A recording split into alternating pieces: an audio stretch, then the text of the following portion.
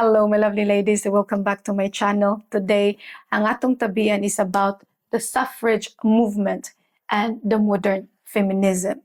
O kung ngano nga wala kayo, dili kay nato madunggan ang feminism nga word sa Pilipinas. O unsa maning suffrage movement, what they were fighting for. O kung for sure, kani nga movement o kasagaran nato sa Pilipinas, wala man gyud ta tudloi about sa history sa kababaihan. Wala man gyud ta tudloi sa world history. Unless maybe if you came from kanang international schools, maybe you know more about world history. Pero kung naggikan gani kag public school sa Pilipinas, for sure you don't know much, or you know like 10% out of 100 when it comes to world history.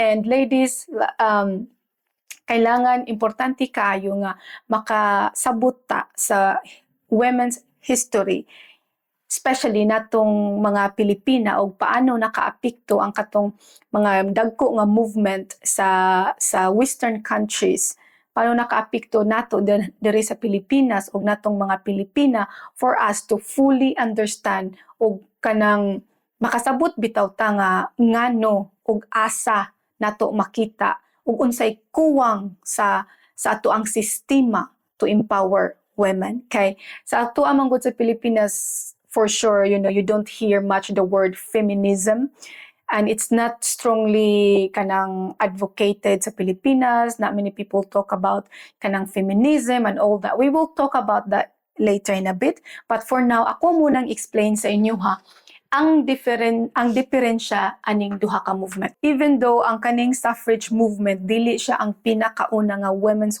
movement around the world, pero ang kani nga movement mao ni siya pinaka highly organized, mass coordinated global political movement.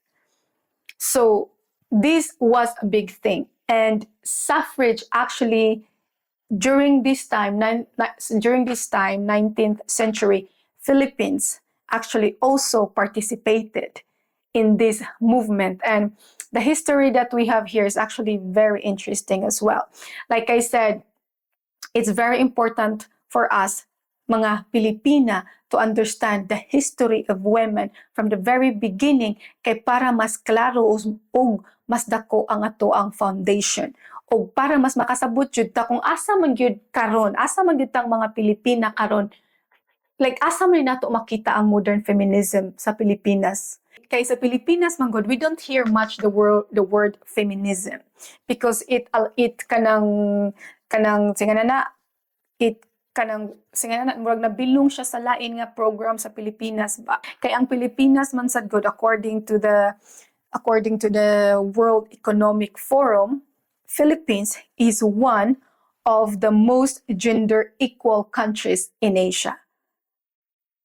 Just because for a few reasons, like tungod kay nanatay duha ka babay nga presidente nga ato ang na-elect, tungod kay ang mga kababaihan sa Pilipinas maoy mo dawat sa kwarta sa ilang bana nya, maoy mo kanang magtunga-tunga kung asa ang bayranan, asa dapat igastuhanan ni nana bitaw, and for some other reasons. And because of that, we are already one of the most gender equal countries in Asia. But in the Philippines, we still see so many problems, and we women, especially Filipinas, are not well represented in our country, especially ang well-being sa mga kababaihan, lobbying and physical protest. So mostly kasagaran magprotesta sila, magmarcha sila sa daan for them to show and to let the government know what they want to happen, what this movement, what this suffrage group of women wants to happen. And then view on gender, address women's rights, binary to men. So their main lang gyud sa ilahang concern was like ang right to good, like ang right sa mga kababaihan, binary to men. So now karon atong tan-awon ang ato ang modern feminism karon. nga wala dili pa kay nato madunggan sa Pilipinas. And I'm hoping ladies nga we will have more women in the Philippine government.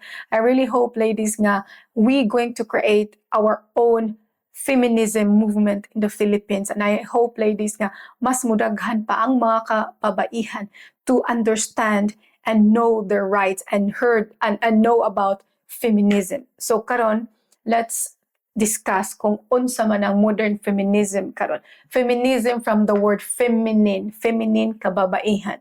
Okay, so ang core objective sa ato ang modern feminism karon is changing culture, mindset, and systems. So if you look at, since this movement ilahan nang gi-fight ang basic nga right nato sa una, we move from here to here. Now we want to change the culture, the mindset, and the system that we are living right now.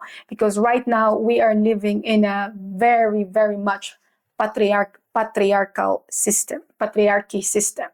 So sunod, unsa may target enemy nato karon sa atong modern feminism? Structural patriarchy, racism, and the bias. So, like I said, we are now living in a very patriarchy system, and we want to change this. We want to challenge this. We want more than just the right to vote, okay, and the right to own a property.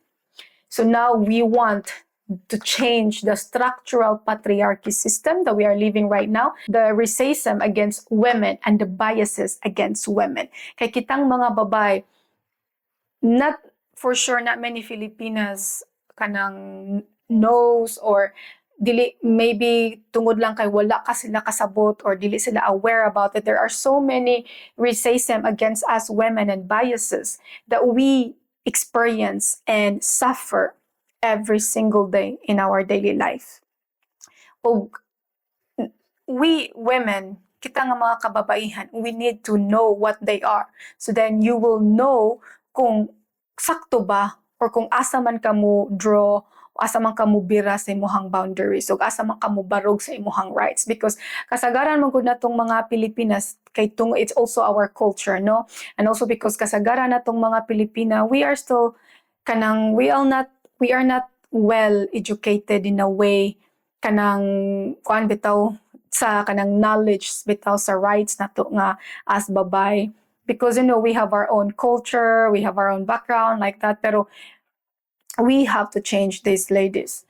So, sunod, inclusivity. So before, it was just for the white people o sa mga dato nga makababaihan. Karon, intersectional, all races, classes, and genders. So, karon now, mix na tang tanan. Tibuok kalibutan na siya. It doesn't matter kung Indiana ka, Pilipina ka, Amerikana ka, Norwegian ka, African ka, kung unsa man gani ka. Everyone is now screaming, fighting for a strong feminism. Kasi around the world, ladies, ang mga kababaihan, they already start to speak out. They are done. Kikapoy na sila og puyo og live in a life where men, patriarchy system, where men treat us women so badly. And we Filipina, we have to know these rights. Kailangan makasabot mo kay para maka-create pud ta og ato ang kaugalingong women's movement sa Pilipinas. Kanang express our kanang opinion o para ma-well represented pud ta sa ato ang gobyerno. Because if you look at sa ato ang kanang sa senators o mga unsa pa na dira, we don't really have much women. There is mostly men. So we need more women representation sa ato ang gobyerno. Sunod, primary tool. So karon, we use now digital activism, social media, and policy reform. So before magmarcha lang sila sa dan, magprotest sila nana, karon, even though gibuhat gyapon ni nato siya, pero we are much more on a digital activism now. So now we share online our opinion, ang mga bagay-bagay nga we are not happy about and the things that we want to change in our country. So we know how powerful is social media, right?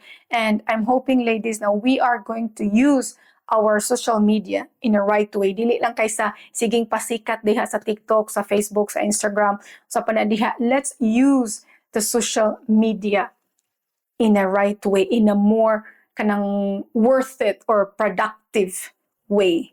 Ladies, di lang kayo, alam kabalo ba mo nga ang Pilipinas is one of the countries in the world that kanang kusog kay mo tan-aw, high kay views sa mga vlogs. This is actually very interesting, ladies, why Philippines is one of the country with the highest kanang mga tao, people that watch vlogs. At kung makita po ninyo karon, kinsa man ang mga nangadato, mga vloggers, diba?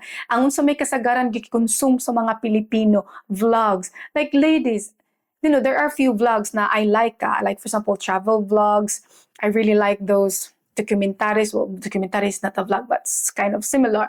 Pero kasagaran gyud nato ang mga Pilipino, like there are so many things to learn. Ang mga Pilipino, they think so basic. They think so basic. Ilang tanawon, kanarang puros lingaw-lingaw, puros kabuang, kanang wala sila yung makatunan. Munang madrain rapod sila.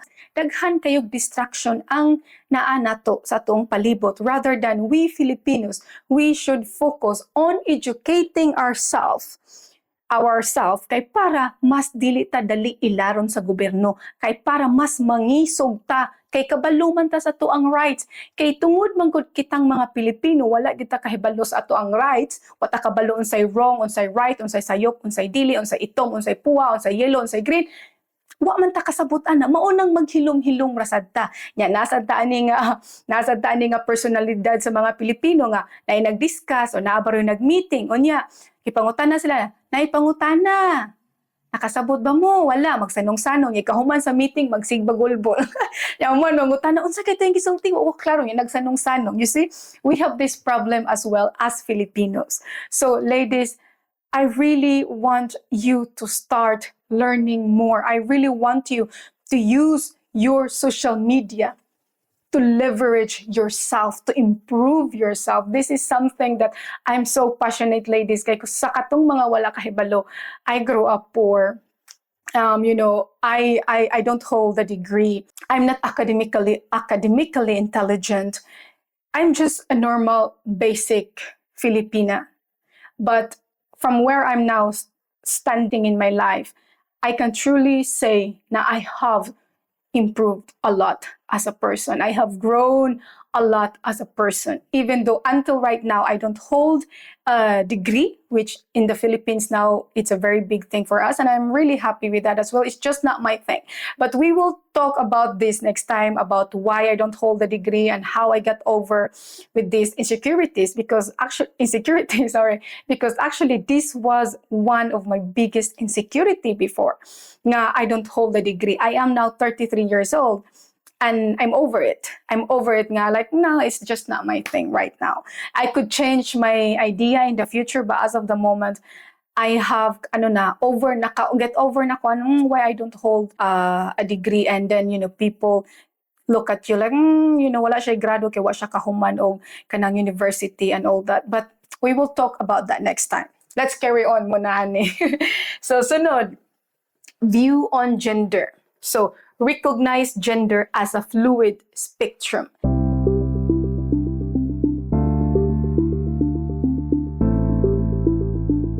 Kita nga mga babae, we are very powerful. We have something in us that is very special and very powerful. And this is why, ladies, I want to share with you. I want to talk this with you. I want to take you, ladies, in this journey para maka-create ta og ato ang kaugalingong women's movement, para mas mudako, para mas ma-known ang word nga feminism sa Pilipinas.